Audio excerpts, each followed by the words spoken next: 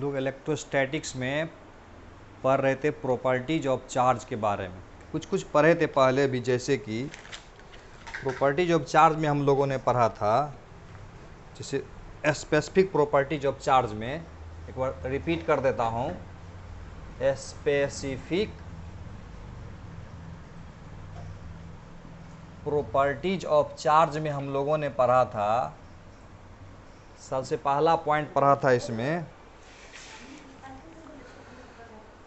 Charge is scalar quantity. क्या पढ़ा था? Charge is scalar quantity. इसमें हम लोगों ने पढ़ा था कि चार्ज इज स्केलर क्वांटिटी।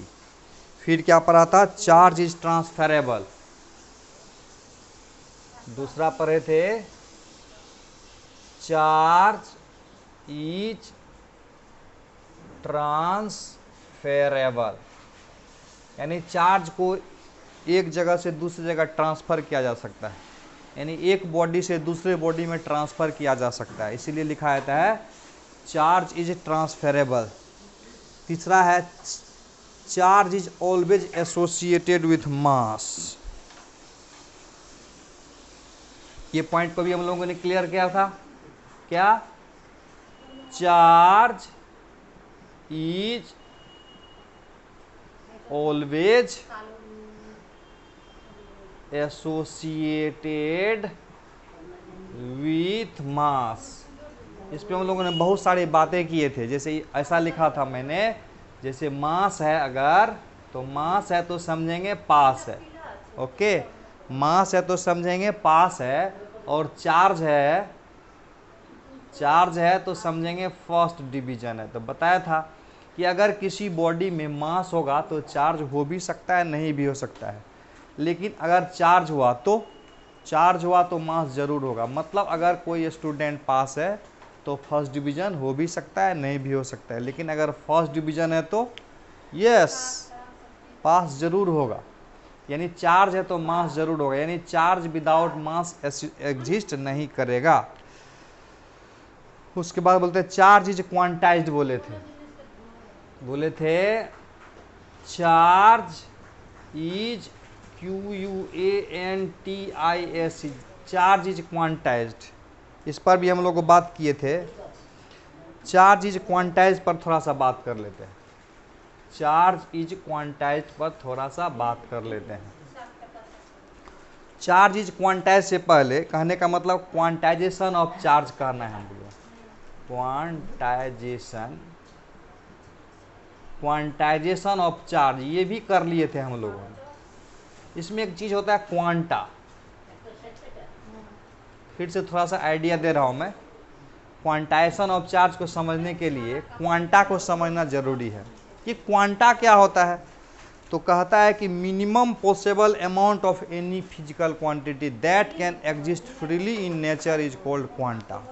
मतलब क्या हुआ?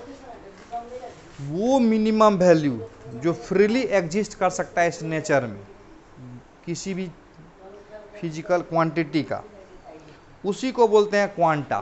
तो सीधे सीधे जैसे चार्ज का मिनिमम वैल्यू, चार्ज का सबसे कम वैल्यू एक इलेक्ट्रॉन के चार्ज के बराबर होता है, तो उससे कम चार्ज तो एग्जिस्ट ही नहीं करेगा, इसलिए क्वांटा ऑफ चार्ज मतलब एक इलेक्ट्रॉन हुआ। एक बार लिख देता हूं मैं। क्वांटा किसको बोलते हैं?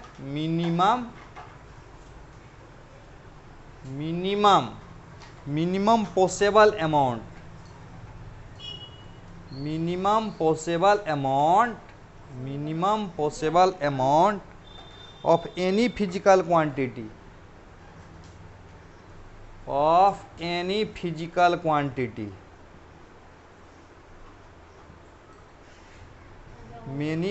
minimum possible amount of any physical quantity which can freely exist, which can freely exist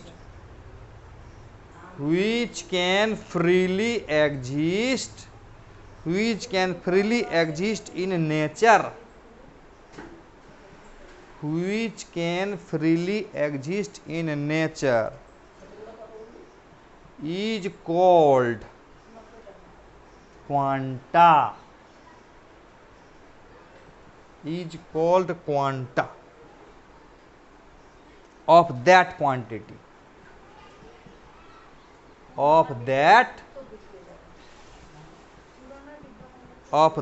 quantity। तो क्वांटा ऑफ चार्ज क्या होता है, यानी हम लोगों को यहां पर क्या देखना है कि चार्ज का क्वांटा क्या होता है, यानी क्वांटा ऑफ चार्ज देखना है। तो क्वांटा ऑफ चार्ज क्या होता है, क्वांटा ऑफ चार्ज ये क्या होता है, तो बोलता है क्वांटा ऑफ चार्ज होता है charge of electron, charge of electron. Quanta of charge होता है चार्ज ऑफ इलेक्ट्रॉन या प्रोटॉन। इसका मतलब हुआ चार्ज का मिनिमम वैल्यू किसी बॉडी पर एक इलेक्ट्रॉन के बराबर हो सकता है या एक प्रोटॉन के बराबर हो सकता है, मिनिमम चार्ज, उसी को बोलेंगे क्वांटा। तो इसका मतलब किसी बॉडी पर चार्ज कितना होगा वो देखते हैं। ये किया हुआ है, फिर से कर देते हैं।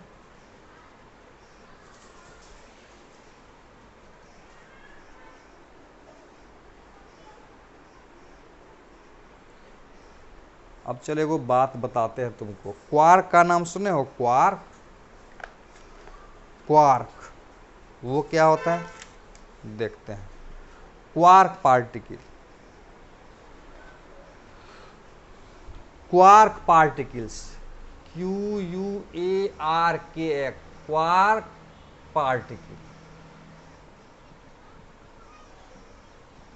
क्वार्क्स कहता है देयर आर 6, कहता है there are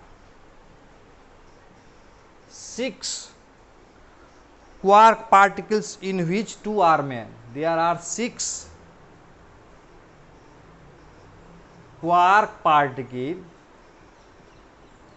there are 6 quark, यानी quark particle 6 होता है। There are 6 quark particle in which 2 are men, in which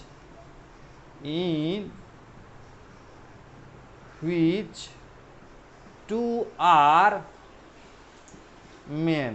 पहला होगा अप क्वार्क और दूसरा है डाउन क्वार्क। ये अप क्वार्क क्या होता है, तो अप क्वार्क का मतलब +2/3e और डाउन क्वार्क का मतलब होता है -1/3e।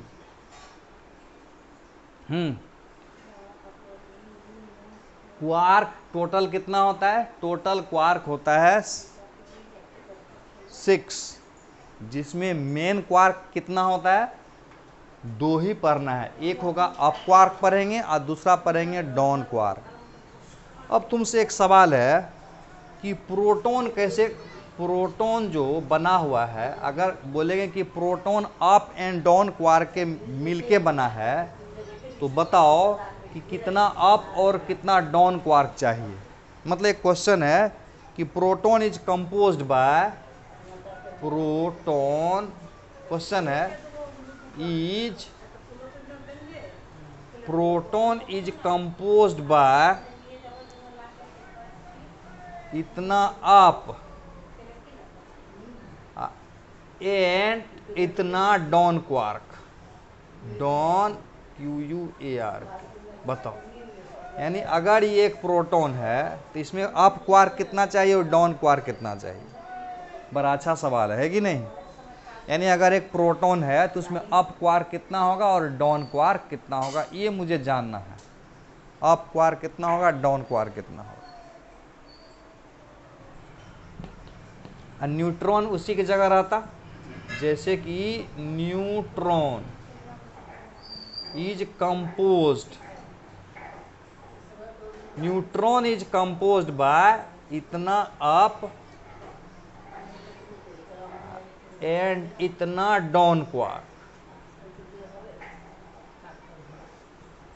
कैसे बनाओगे, यानी ये मान लेते हैं प्रोटॉन है, ये प्रोटॉन है तो कितना इसमें अप होना चाहिए, कितना इसमें डाउन क्वार्क होगा।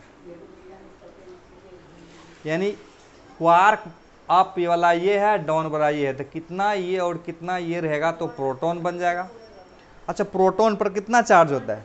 प्लस ही होता है। तो इसका मतलब हुआ कि अगर 2 अप ले ले, 2 अप ले ले तो कितना हो जाएगा? 2/3 और 2/3 तो कितना हो जाएगा? 4/3 हो जाएगा। तो 4/3 में एक 1/3 अगर माइनस कर देते हैं तो कितना बचेगा? 3/3 होगा, यानी ये प्लस ही हो जाएगा। इसका मतलब हुआ 2 अप ले लेंगे और एक डाउन ले लेंगे तो प्रोटॉन बन जाएगा। आया समझ में? यानी एक प्रोटॉन को बनने के लिए 2 अप क्वार्क चाहिए और एक डाउन क्वार्क चाहिए। दूसरा सवाल को बनाइए तो कैसे बनेगा? न्यूट्रॉन को कैसे कंपोज करेंगे? न्यूट्रॉन को कितना अप होगा और कितना डाउन होगा? तो यहां क्या लिखेंगे? प्रोटीन कंपोज्ड बाय, यहां पर क्या लिखेंगे? 2 up quark, 2 up and 1 down quark. Clear है? तो तुम मुझे बताओगे कि न्यूट्रॉन जो बना है, न्यूट्रॉन वो कितना अप लेंगे और कितना डाउन लेंगे? तो न्यूट्रॉन पर कितना होता है? टोटल चार्ज 0 होता है। तो थोड़ा सा दिखा लो। ये अगर 2 लेंगे तो 2/3 हो जाएगा और 1 ले लेंगे ये तो 0 चार्ज हो जाएगा। यस, इसका मतलब यहाँ पर अगर न्यूट्रॉन ले ले, न्यूट्रॉन की बात करूँ, 2 अगर डाउन ले लिया जाए और 1 ले लिया जाए अप, मतलब क्या हुआ कि 2 डाउन का मतलब -e/3,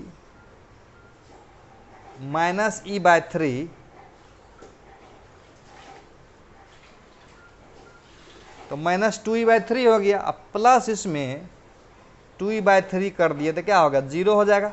इसका मतलब ये हो गया डाउन वाला, ये हो गया डाउन वाला और ये हो गया अप वाला। तो 2 डाउन वाला और 1 अप वाला दे देंगे तो न्यूट्रॉन कंपोज्ड हो जाएगा। क्या क्लियर है? इसको मिटा देता हूं मैं। यानी क्वार्क पार्टिकल मुख्य रूप से 6 होता है। क्वार्क पार्टिकल होता है 6, जिसमें कितना? 2 ही मेन है, एक है अप क्वार्क, दूसरा है डाउन क्वार्क। ओके, उसमें प्रोटॉन जो होगा यादें कर लेना, प्रोटॉन 2 अप और 1 डाउन मिल के बनता है, और न्यूट्रॉन 2 डाउन 1 अप होके 1 हो जाएगा अप और 2 हो जाएगा डाउन। अब एक सवाल है, इलेक्ट्रॉन के बारे में बताइए, वो कितना क्वार्क से मिलके बना हुआ है? मिटा देता हूं मैं। ओके, इलेक्ट्रॉन कितना क्वार्क से मिलके बना है? इसका जवाब दो। इलेक्ट्रॉन पर टोटल चार्ज होता है -c, तो इलेक्ट्रॉन कितना क्वार्क से मिलके बना हुआ है?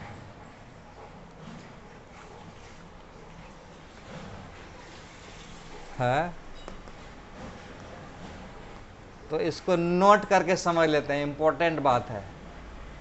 अरे अभी तो बताया कि इलेक्ट्रॉन एलिमेंट्री पार्टिकल होता है, वो किसी क्वार्क से मिलके नहीं बना होता है। क्वांटा ऑफ चार्ज दिए थे ना, तो कहता है कि electron is not composed by quark particle. याद रखना, इलेक्ट्रॉन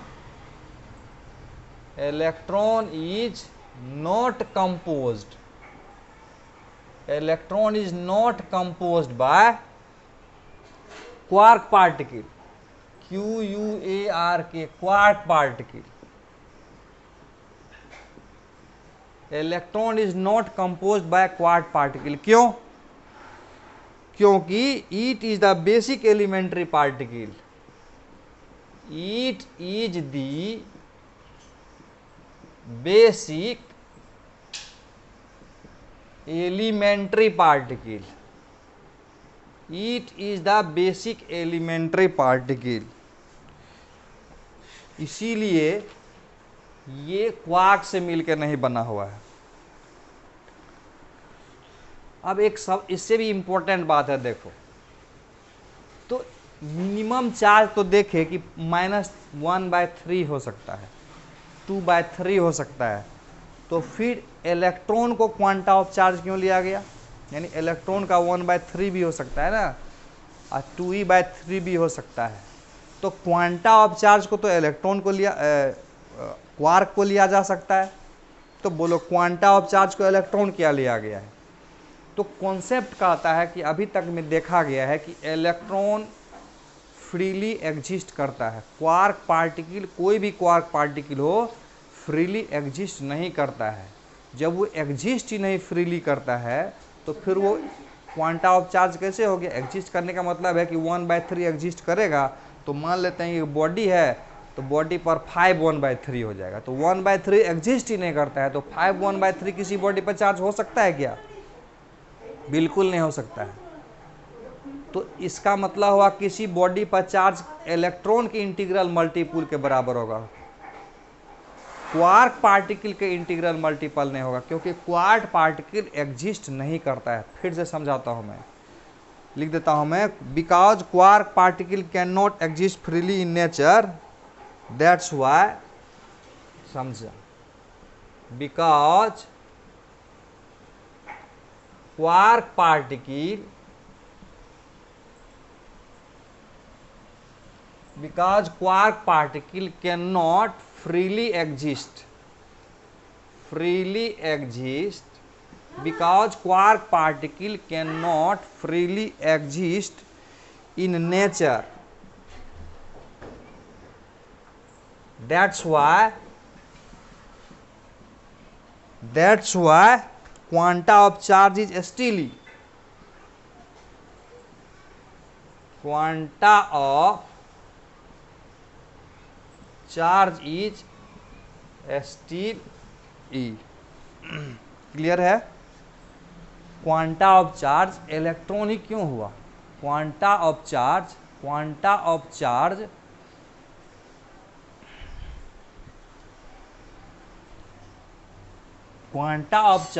क्वार्क पार्टिकल क्यों नहीं हो गया? तो क्या आंसर होगा? क्वार्क पार्टिकल इस नेचर में फ्रीली एग्जिस्ट नहीं करता है, इसीलिए अभी भी, स्टील मतलब अभी भी, क्वांटा ऑफ चार्ज इलेक्ट्रॉन को ही बनाया गया है। क्लियर है? एक दो सवाल देखते हैं। Which charge is not possible, कुछ सवाल लास्ट क्लास में भी बताए थे, तो ये देखते हैं। व्हिच चार्ज, अच्छा अब उस पर बताता हूं मैं, देखो। किसी बॉडी पर चार्ज, क्वांटाइजेशन ऑफ चार्ज के बारे में बता रहे थे ना हम लोग, क्वांटाइजेशन ऑफ चार्ज के बारे में पढ़ रहे थे ना, तो फिर वापस आया तो हम, जैसे ये बॉडी है तो इस पर इलेक्ट्रॉन ला सकते हैं हम लोग। तो इलेक्ट्रॉन इस पर लाएंगे तो या तो 1 इलेक्ट्रॉन लाएंगे, या तो 2 इलेक्ट्रॉन लाएंगे, या तो 3 इलेक्ट्रॉन लाएंगे। तो इस पर चार्ज क्या हो सकता है? तो अगर इलेक्ट्रॉन लाएंगे तो ये निगेटिवली चार्ज हो जाएगा। ये क्या होगा? निगेटिवली चार्ज हो जाएगा। इस पर कितना चार्ज हो जाएगा? -e हो जाएगा। और इसमें से इलेक्ट्रॉन अगर बाहर करेंगे, n इलेक्ट्रॉन को बाहर करेंगे, तो इलेक्ट्रॉन जितना बाहर करेंगे उतना पॉजिटिव चार्ज हो जाएगा। तो ये पॉजिटिवली चार्ज हो जाएगा, तो इस बॉडी पर कितना चार्ज हो जाएगा? इस बॉडी पर जो चार्ज बोलेंगे कि Q बराबर +ne, और इस बॉडी पर चार्ज कितना हो जाएगा? तो Q बराबर -ne। यानी इलेक्ट्रॉन जब बॉडी पर लाएंगे, यानी इलेक्ट्रॉन को एक्सेस करेंगे तो निगेटिवली चार्ज हो जाएगा, और इलेक्ट्रॉन को बाहर ले जाएंगे तो पॉजिटिवली चार्ज हो जाएगा। यानी इससे इलेक्ट्रॉन कितना निकल सकता है? या तो 1 इलेक्ट्रॉन निकलेगा, या तो 2 इलेक्ट्रॉन निकलेगा, या तो 3 इलेक्ट्रॉन निकलेगा, या तो 4 इलेक्ट्रॉन निकलेगा। तो ये क्या होना चाहिए यहाँ पर? ये इंटीजर होना चाहिए ना। तो यानी किसी बॉडी पर जो चार्ज होगा वो क्या होगा? हटाते हैं। हम लोग पढ़ रहे थे क्वांटाइजेशन ऑफ चार्ज। तो क्वांटाइजेशन ऑफ चार्ज का मतलब हुआ, एक बात तो समझ में आ गया ना कि किसी बॉडी पर मिनिमम चार्ज हो सकता है। जैसे बॉडी पर या तो 1 इलेक्ट्रॉन के बराबर चार्ज हो सकता है, या तो 2 इलेक्ट्रॉन के बराबर चार्ज हो सकता है, या तो 3 इलेक्ट्रॉन के बराबर, या तो 4 इलेक्ट्रॉन के बराबर। जैसे बॉडी है, इस पर या तो 1 इलेक्ट्रॉन के बराबर चार्ज हो सकता है, या 2 इलेक्ट्रॉन के बराबर, या 3 इलेक्ट्रॉन के बराबर, या 4 इलेक्ट्रॉन के बराबर। या 4 इलेक्ट्रॉन के बराबर या 5 इलेक्ट्रॉन के बराबर। अब प्लस ई या माइनस ई, इसका मतलब क्या हुआ, या तो इलेक्ट्रॉन लाएंगे या तो इलेक्ट्रॉन बाहर ले जाएंगे। यानी इस बॉडी पर जो चार्ज होगा वो क्या हो सकता है, प्लस माइनस एन ही हो जाएगा। नहीं, यहाँ पर ही क्या होगा, इंटीजर हो जाएगा। क्या ये एन क्या हो जाएगा, इंटीजर होगा। ये हो जाएगा number of electron, number of electron होगा, नंबर ऑफ इलेक्ट्रॉन होगा। और ये क्या हो जाएगा, इंटीजर हो जाएगा। यानी किसी बॉडी पर जो चार्ज होगा Q बराबर plus minus n e, Q बराबर प्लस माइनस एन ई। कभी कभी पूछता है कि क्यों क्वांटाइजेशन ऑफ चार्ज होता है, तो उसका सीधा सीधा जवाब है कि किसी बॉडी पर जो चार्ज होने का कारण होता है ट्रांसफ़र ऑफ इलेक्ट्रॉन होता है। तो ट्रांसफ़र ऑफ इलेक्ट्रॉन जब भी होगा तो होल इलेक्ट्रॉन का ट्रांसफ़र होगा, हाफ इलेक्ट्रॉन का ट्रांसफ़र नहीं होगा। इसीलिए क्वांटाइजेशन ऑफ चार्ज में किसी बॉडी पर चार्ज इलेक्ट्रॉन के इंटीग्रल मल्टीपल होता है। ये बात सही है। तो एक छोटा सा सवाल बनाते हैं, which charge is not possible. Question देखिए,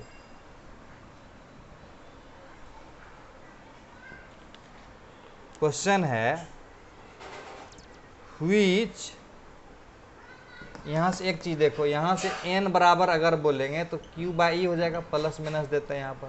तो यहाँ क्या होगा, नंबर ऑफ इलेक्ट्रॉन हो जाएगा। यहाँ से मॉडुलस में इसलिए दे दिए कि नंबर को निगेटिव में रखना है। यानी इसका मान जब भी आएगा तो क्या होगा, जब भी होगा तो 1 होगा, 2 होगा, 3 होगा, 4 होगा, 5 होगा, इस प्रकार से होगा। ये एक क्वेश्चन है, इसको बनाओ। Which charge is not possible, which charge is not possible. Number 1 में 7 ई, नंबर 2 में 3 ई, नंबर 3 में 3.3, नंबर 4 में 4.5 ई, नंबर 5 में 3.2 गुना 10⁻⁻20 कूलम, और नंबर 6 में 5/3। कौन सा चार्ज है जो पॉसिबल नहीं है? तो बड़ा सीधा सा सवाल है, ये वाला पॉसिबल है, इंटीग्रल मल्टीपल है। ये वाला पॉसिबल है और ये वाला पॉसिबल नहीं है। दिखता है कि नहीं? ये वाला पॉसिबल नहीं है, वेरी गुड। और ये वाला पॉसिबल नहीं है, और ये वाला पॉसिबल देखना पड़ेगा, और ये वाला पॉसिबल नहीं है। तो ये वाला पॉसिबल है कि नहीं है, ये देखना है। किसी बॉडी पर इतना चार्ज हो सकता है कि नहीं हो सकता है, देख लेते हैं पॉसिबल है कि नहीं है।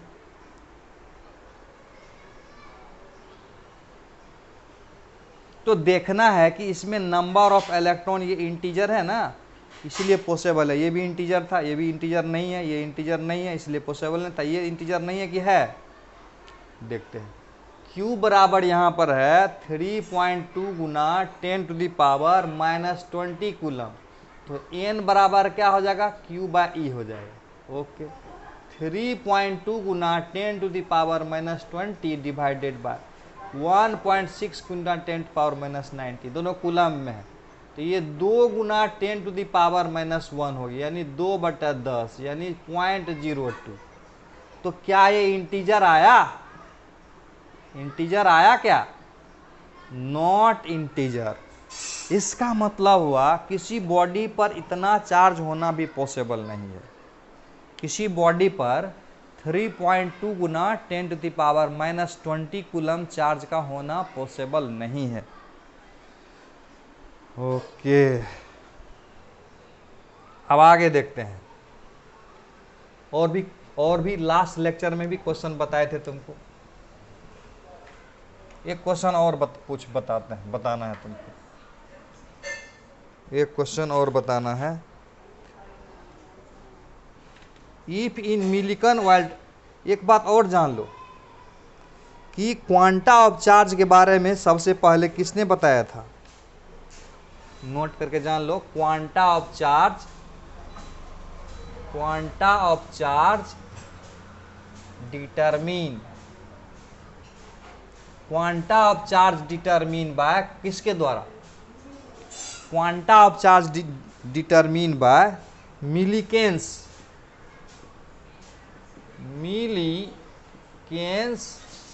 Oil drop experiment. याद कर लेना, ये इंपॉर्टेंट है, एग्जाम वगैरह में पूछ सकता है।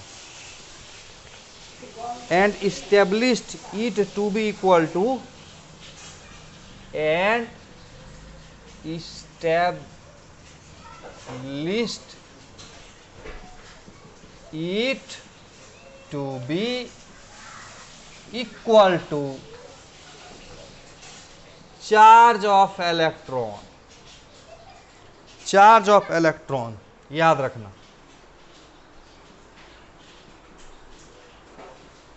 यानी क्वांटा ऑफ चार्ज को डिटरमिन करने वाला सबसे पहला साइंटिस्ट है मिलीकेन्स। उन्होंने ऑयल ड्रॉप एक्सपेरिमेंट में ये एस्टेब्लिश किया कि चार्ज का क्वांटा इलेक्ट्रॉन होगा। याद करना है सब छोटा छोटा बात। तो इसीलिए मिलीकेन्स का जिक्र, जैसे मिलीकेन्स का अगर जिक्र हो गया तो एक सवाल भी बनता है, मिलीकेन्स पर तो एक सवाल बनता है। तो कहता है if in a Millikan's oil drop experiment, question है इफ इन, क्वेश्चन है देखो, if in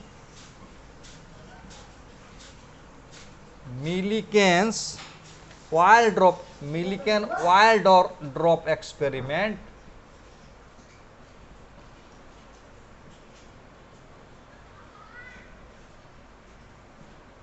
मिलीकेन oil drop experiment, charge on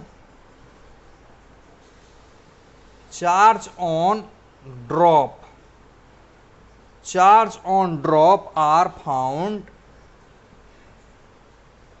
charge on drop are found 6e, 18e, 21e, 24e, ये सब चार्ज किसी बॉडी पर है। Then what will be the quanta of charge, then what will be the quanta of charge.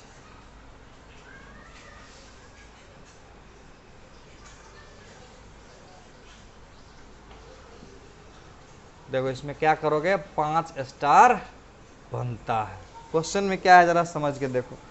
कहता है कि मिलीकेन्स oil drop experiment में, मिलीकेन्स oil drop experiment अगर किसी बॉडी पर चार्ज 6e हो, 18e हो, 21e हो, 24e हो, तो उसका क्वांटा कितना होगा? क्वांटा मतलब minimum possible value of charge. इसमें minimum possible value of charge कितना देंगे? Minimum possible value of charge क्या हो सकता है? 6e दे देंगे, तो 6e देंगे तो ये होगा 6 6 का 18, 3 टाइम्स ये हो जाएगा। ये नहीं हो पाएगा, यानी 6e मिनिमम चार्ज नहीं हो सकता है। 3 करके देखते हैं, जैसे देखो 6e को लिख सकते हैं 3e गुना 2। इसका मतलब हुआ कि अगर 3e अगर एक क्वांटा है तो 2 क्वांटा ऑफ चार्ज है। 3e गुना 6 हो जाएगा। अगर ये अगर एक क्वांटा है तो 3 6 18, ये 6 क्वांटा ऑफ चार्ज हो जाएगा, और ये 3e 7 क्वांटा हो जाएगा, 3e 8 क्वांटा हो जाएगा। इसका मतलब मिनिमम पॉसिबल चार्ज इस बॉडी पर कितना दिखाई दे रहा है? मिनिमम पॉसिबल चार्ज कितना दिखाई दे रहा है? 3e। तो इसका मतलब हुआ कि इस तरह का अगर किसी बॉडी पर चार्ज एग्जिस्ट कर सकता हो तो उसका क्वांटा कितना हो जाएगा? 3e।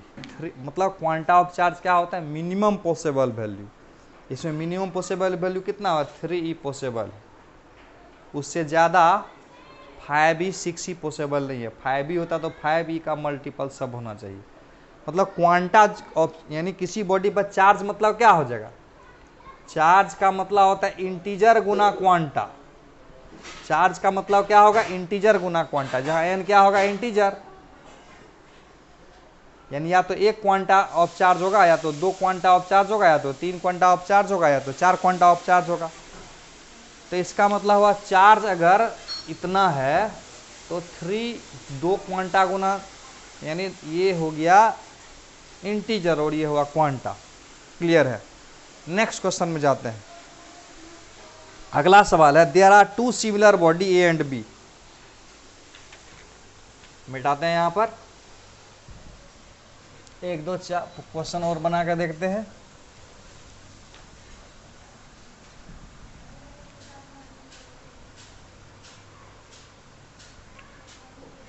अगला सवाल बना के देखो। कहता है there are two similar body A and B. There are two similar body A and B. There are two similar body A and B. If 100 electron are transferred from A to B, are transfer from A to B, then find charge on A. Then find charge on A and B and mass difference between them.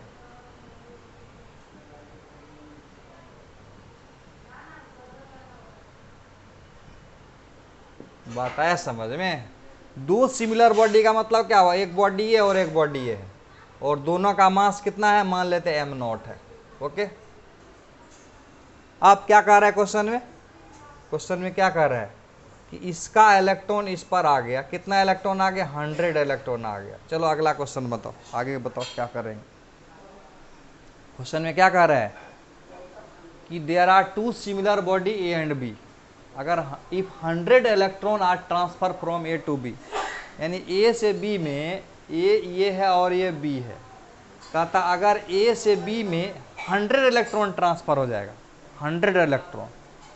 अच्छा बताओ तो इसका मास क्या हो जाएगा, m0 minus 100 electron का मास कम हो जाएगा। इस पर क्या हो जाएगा, m0 तो इसका पहले का मास है, इस पर 100 इलेक्ट्रॉन और आ गया तो इसका मास क्या हो जाएगा, m0 प्लस 100 मास का हो गया। तो मास में डिफरेंस तो समझ में आ गया होगा तुमको। चार्ज इस पर कितना हो जाएगा, इस पर जो चार्ज हो जाएगा, ये इलेक्ट्रॉन निकल गया तो पॉजिटिवली चार्ज हो जाएगा, क्या तो पॉजिटिव चार्ज होगा तो प्लस 100 हो जाएगा। इस पर कौन सा चार्ज हो जाएगा, निगेटिव चार्ज हो जाएगा तो माइनस 100 आया समझ में। तो चार्ज ऑन ए बराबर क्या होगा, प्लस 100 और चार्ज ऑन बी बराबर क्या हो जाएगा, माइनस 100 ई तो समझ ही रहे हो ना। 100 ई के जगह 1.6 गुना 10 to the power minus 19 coulomb करेंगे तो क्या होगा, 1.6 गुना 10 टू द पावर माइनस 19 के बदले 17 कूलम हो जाएगा, माइनस 17 कूलम हो जाएगा। डेल्टा एम बराबर क्या होगा बताओ, डेल्टा एम मतलब दोनों में मास का डिफरेंस। इसमें से इसको घटाएंगे तो कितना हो जाएगा, 200 मास ऑफ इलेक्ट्रॉन हो जाएगा डिफरेंस, तो 200 हो गया, मास ऑफ इलेक्ट्रॉन हो जाएगा 9.11 गुना 10 to the power minus 31 kg, है कि नहीं। तो कुछ कुछ न्यूमेरिकल हम लोग सीख रहे हैं थोड़ा थोड़ा करके, टेंशन नहीं लेना है, ढेर सारा सवाल सीखेंगे। जितना ज़्यादा सवाल बनाएंगे उतना ज़्यादा स्मार्टनेस आएगा। ओके, ये एक बड़ा ही इंपॉर्टेंट चीज़ है जो बहुत देर से मैं लिख के यहाँ पर रखा हूँ तुम्हारे लिए, इसको ज़रा ध्यान से देखो। बड़ा देर से तुम लोग भी सोच रहा होगा कि उधर क्या लिखा हुआ भाई, तो मैं टाइम बचने के लिए मैं कुछ लिख के रख दिया था। ध्यान से देखो क्या है।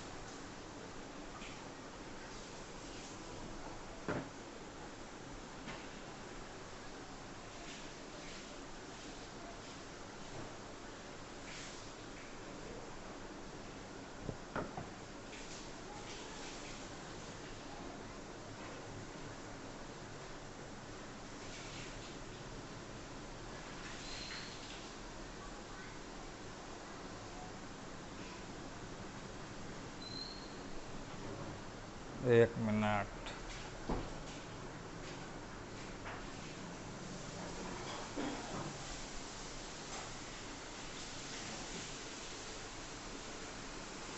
थोड़ा ध्यान से देखा जाए क्या लिखा है यहाँ पर।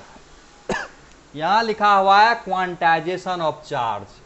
कुछ बेसिक बात है, चार्ज का क्वांटाइजेशन दो पैमाना पर, जैसे किसी बॉडी पर चार्ज 1 इलेक्ट्रॉन हो सकता है, 2 इलेक्ट्रॉन हो सकता है, 3 इलेक्ट्रॉन हो सकता है, तो उसको बोलते हैं मैक्रोस्कोपिक लेवल, यानी छोटे स्तर पर चार्ज, जैसे 5 इलेक्ट्रॉन, 10 इलेक्ट्रॉन, 20 इलेक्ट्रॉन, इस यानी किसी बॉडी पर कम चार्ज होगा तो उसको माइक्रोस्कोपिक लेवल बोलेंगे। जब हम छोटे स्तर पर काम करते हैं तब बहुत कम चार्ज रहता है, जैसे इतना इतना, इसको बोलते हैं माइक्रोस्कोपिक लेवल। तो ऐसे स्थिति में यहाँ चार्ज कंटिन्यूस नहीं होकर डिस्क्रीट होता है, मतलब यानी अगर किसी बॉडी पर कम चार्ज है, या तो 1 इलेक्ट्रॉन के बराबर होगा, या तो 2 इलेक्ट्रॉन के बराबर होगा, या तो 3 इलेक्ट्रॉन के बराबर होगा, तो 4 इलेक्ट्रॉन, यानी डिस्क्रीट हुआ। डिस्क्रीट मतलब अलग अलग अलग अलग, ये समझ में आ रहा है। डिस्क्रीट मतलब क्या हुआ, अलग अलग अलग अलग, मतलब 1 electron, 2 electron, 3 electron, 4 electron, 15 electron, 20 electron, 25 electron, ये डिस्क्रीट हुआ। और कंटिन्यूस का मतलब क्या हुआ, लगातार हो गया। तो यहाँ पर चार्ज कंटिन्यूस नहीं होकर डिस्क्रीट फॉर्म में होता है। यहाँ पर हमें चार्ज का क्वांटाइजेशन दिखाई देता है। चार्ज का क्वांटाइजेशन दिखाई दे रहा है कि नहीं दे रहा है। लेकिन अगर किसी बॉडी पर बहुत ज़्यादा चार्ज हो, जैसे 1 कूलम चार्ज हो, तो 1 कूलम चार्ज हो जैसे 1 कूलम चार्ज है, तो 1 कूलम में कितना इलेक्ट्रॉन होगा, बताए थे ना। 1 कूलम में कितना हो चार्ज होगा ना, इलेक्ट्रॉन होगा। Number of electron in 1 coulomb charge कितना होगा, number of electron in 1 coulomb charge कितना होगा, बताए थे पहले भी, फिर से बताता हूं मैं आज। बोलेगा find number of electron in 1 coulomb charge, यहां लिख देते हैं। बोलेगा find number of electron in 1 coulomb, question है, तो क्या आंसर होगा। तो n बराबर देंगे Q/E देंगे, Q की जगह 1 कूलम, E की जगह 1.6 × 10⁻⁻19 कूलम, इसको यूं मारेंगे और ये हो जाएगा 10/16 गुना 10⁻19। इसका एगो शून्य इधर से 0 ले लिए, 16 इधर दे दिए, कैलकुलेशन भी सीख जाओ। क्या कि इसका एक 0 इसको दे दिए, तो 16 के 96, इस तरह से हो जाएगा, इतना हो जाएगा, इतना नंबर हो जाएगा। यानी 1 कूलम पर 6.25 गुना 10⁻18 इलेक्ट्रॉन है। ये is that clear. 1 coulomb per कितना चार्ज है, 1 कूलम पर 6.25 गुना 1 कूलम पर कितना चार्ज है, 6.25 गुना 10⁻18। तो 1 कूलम पर इतना चार्ज है। अगर इसमें एक और कूलम दे भी देंगे, सॉरी, इसमें 1 कूलम पर अगर 1 इलेक्ट्रॉन चढ़ा देंगे तो 10⁻19 हो जाएगा। 19 तो नहीं होगा। 6.25 में 1 इलेक्ट्रॉन, इसमें 1 इलेक्ट्रॉन जोड़ देंगे तो कोई फर्क पड़ेगा, और 2 इलेक्ट्रॉन दे देंगे और तो कोई फर्क पड़ेगा नहीं पड़े। जैसे कि, और जैसे 1 माइक्रोकूलम इतना हुआ, कहने का मतलब है कि बड़ा चार्ज में 2 इलेक्ट्रॉन दे दें या 2 इलेक्ट्रॉन ले ले, कोई फर्क नहीं पड़ेगा। कितना इलेक्ट्रॉन है देख रहे हो, 6.25 गुना 10⁻18 कितना हो गया, जोड़ के देखो। 6.25 गुना 10⁻18 मतलब 1 2 3 4 5 6 7 8 9 10 11 12 13 14 15 16 17 18, इतना इलेक्ट्रॉन में 1 इलेक्ट्रॉन जोड़ देंगे तो कितना हो जाएगा, कोई फर्क नहीं पड़ेगा। 2 जोड़ देंगे तो कितना फर्क, कोई फर्क नहीं पड़ेगा। इसका मतलब हुआ कि चार्ज अगर बहुत ज़्यादा हो तो उसको बोलते हैं macro, MACRO, macroscopic level. Charge अगर छोटे पैमाने पर काउंट हो, यानी कोई भी चीज़ छोटे पैमाने पर बात करेंगे तो माइक्रोस्कोपिक, और किसी भी चीज़ को बड़े पैमाने पर बात करेंगे तो मैक्रोस्कोपिक। तो बोलते हैं मैक्रोस्कोपिक पर बात करेंगे तो चार्ज कंटिन्यूस दिखाई देता है, चार्ज कंटिन्यू, डिस्क्रीट नहीं दिखाई दे रहा है। डिस्क्रीट का मतलब हुआ, मतलब अलग अलग नहीं दिखाई दे रहा है। इसमें 2 इलेक्ट्रॉन और दे दें, 2 इलेक्ट्रॉन और दे दें, 2 इलेक्ट्रॉन और दे देंगे तो वो दिखाई नहीं देगा, वो लगेगा कि इतने चार्ज है। मतलब हुआ जैसे कि एक डॉटेड लाइन को दूर से देखेंगे तो क्या नजर आएगा, दूर से का मतलब हुआ एक डॉटेड लाइन को दूर से देखने पर कंटिन्यूअस दिखाई देता है। मतलब यही समझना है कि अगर माइक्रोस्कोपिक लेवल पर बात करेंगे तो चार्ज कंटिन्यूअस न होकर डिस्क्रीट होगा, और मैक्रोस्कोप यानी बड़े लेवल पर देखेंगे तो 2 इलेक्ट्रॉन के बराबर 3, यानी किसी बॉडी पर चार्ज 2 इलेक्ट्रॉन के बराबर होगा, 3 इलेक्ट्रॉन के बराबर होगा। इस तरह का बात ना हो के कंटिन्यूअस हो जाता है। इस तरह से कहने का मतलब जैसे डॉटेड लाइन को दूर से देखेंगे तो वो कंटिन्यूअस नज़र आता है। तो आज का लेक्चर यहीं तक, नेक्स्ट क्लास में अगला बात करेंगे।